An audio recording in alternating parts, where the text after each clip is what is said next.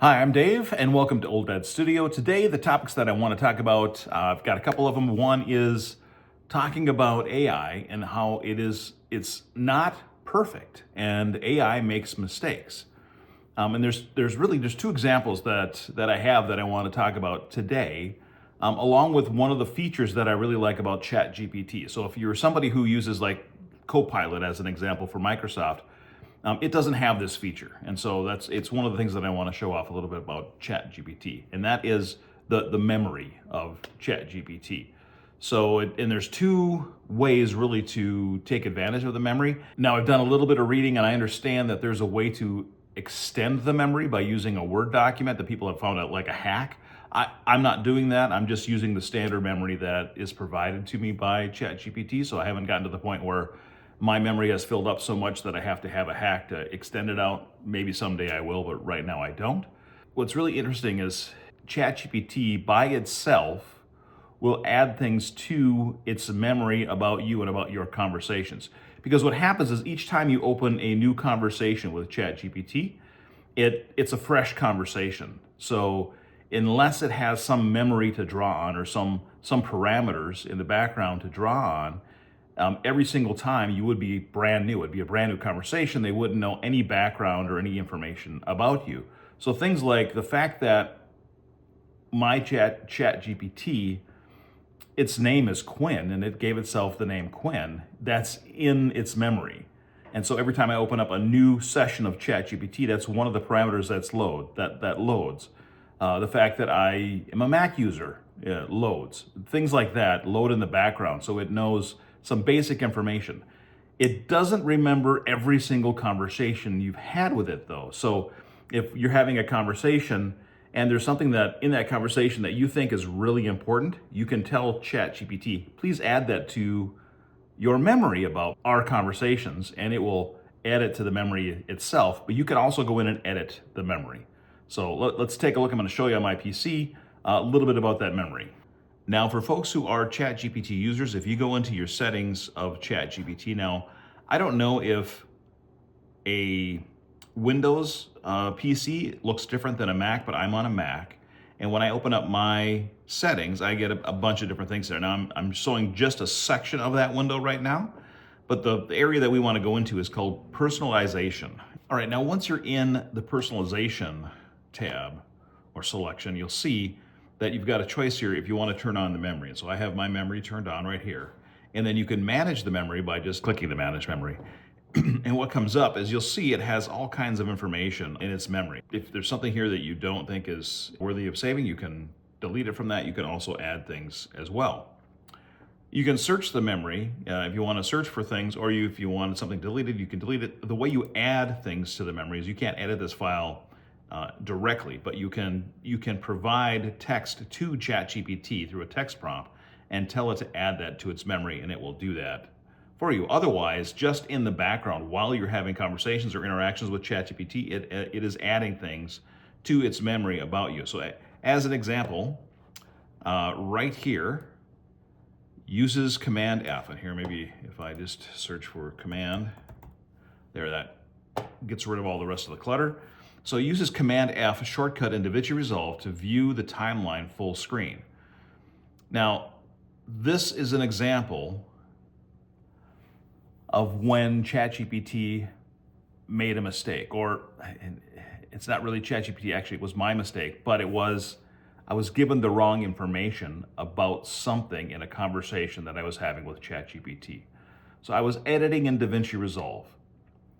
ChatGPT already knows that I'm a Mac user, not a PC user. And when I asked ChatGPT, I said, or when I asked Quinn, I said, I can't remember what the shortcut keys are for bringing my video from the editing timeline in DaVinci Resolve to full screen. I want to be able to see that full screen while I'm editing and going back and forth, and I can't remember what the shortcut keys were because it's been a while since I used DaVinci Resolve. And ChatGPT came back and said, Shift F will make your video full screen. So I did a Shift F and nothing happened. And I'm like, no, well, that's not right. It's not Shift F.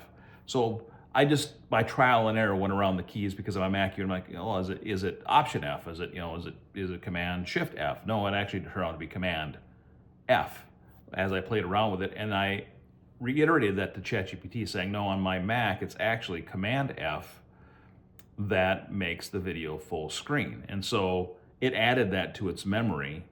I didn't ask it to do that, so it did that on its own. It made that determination, added it to its memory, but interestingly, in that exchange, what I realized is that even though ChatGPT knew that I'm a Mac user, and I asked a specific question about DaVinci Resolve, in that instance, it didn't use that piece of memory that I was a Mac user to give me the Mac shortcut key. It gave me the Windows shortcut keys.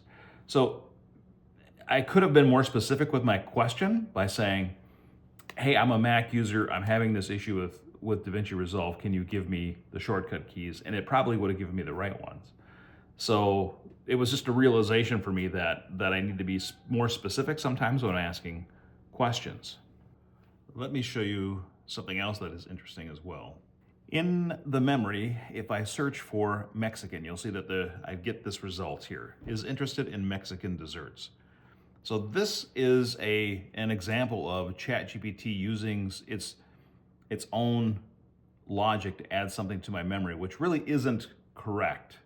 But it was because of a line of questioning that I was doing that it decided on its own to add this. I was driving in my truck with one of my adult children the other day and explaining to them about this advanced mode of ChatGPT, and that I call it Quinn, and that we have conversations and do things. Their response was, well, what if you just ask it some like wild question that you know the answer to, but it will have to think on that. Can it answer questions like that? And I was like, well, can you give me an example? And what they said was,